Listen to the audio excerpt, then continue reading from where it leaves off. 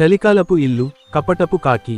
దట్టమైన అడవిలో, నది ఒడ్డున ఒక చిన్న చిలుక కుటుంబం నివసించేది.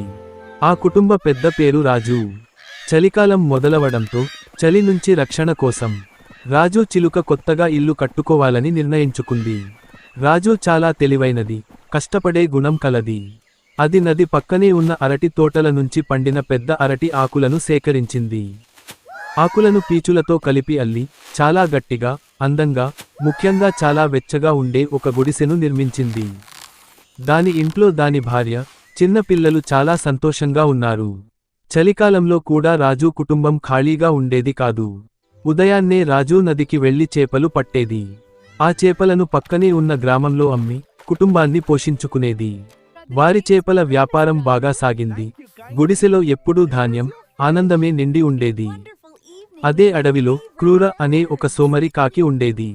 అది ఏ పని చేయకుండా, చలిలో వణుకుతూ తిరిగేది.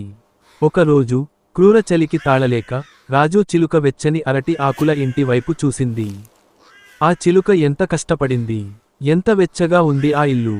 నేను ఏమీ చేయకుండానే ఆ సుఖాన్ని అనుభవించాలి అని క్రూర దురాశతో ఆలోచించింది. ఒక మధ్యాహ్నం, రాజు కుటుంబం మొత్తం చేపలు అమ్మడానికి గ్రామానికి వెళ్ళింది. ఇదే మంచి సమయం అనుకొని, క్రూర కాకి చప్పుడు చేయకుండా చిలుక గుడిసెలోకి దూరింది.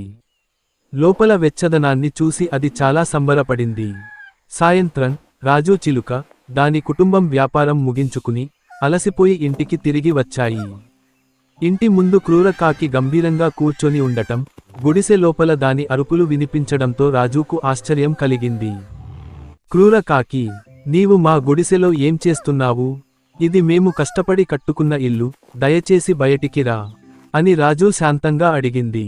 క్రూర పొగరుగా నవ్వింది. చిలుక, ఇది నా ఇల్లు. నేను లోపలికి వచ్చాను. ఇప్పుడు ఇది నా సొంతం. నువ్వు, నీ కుటుంబం నీ కష్టాన్ని నమ్ముకుని చేపలు పట్టుకో. ఈ వెచ్చని ఇల్లు ఇంక నీకు దక్కదు అని గట్టిగా అరిచింది. రాజు ఎంత బతిమాలినా, దాని భార్య, పిల్లలు ఎంత ఏడ్చినా క్రూర కాకి కనికరించలేదు. అది తన ముక్కుతో, పదునైన గోళ్లతో రాజు కుటుంబాన్ని బెదిరించింది. వారిని ఇంట్లోకి రాకుండా అడ్డుకుంది. తాము కష్టపడి కట్టుకున్న ఇంట్లో నుంచే గెంటివేయబడినందుకు ఆ చిలుక కుటుంబం నిస్సత్తువతో చలిలో వణుకుతూ నిలబడింది. న్యాయం, కష్టపడే గుణం కంటే ఒక్కోసారి కపటం, మోసం గెలుస్తాయని రాజు చిలుక ఆ రోజు తెలుసుకుంది.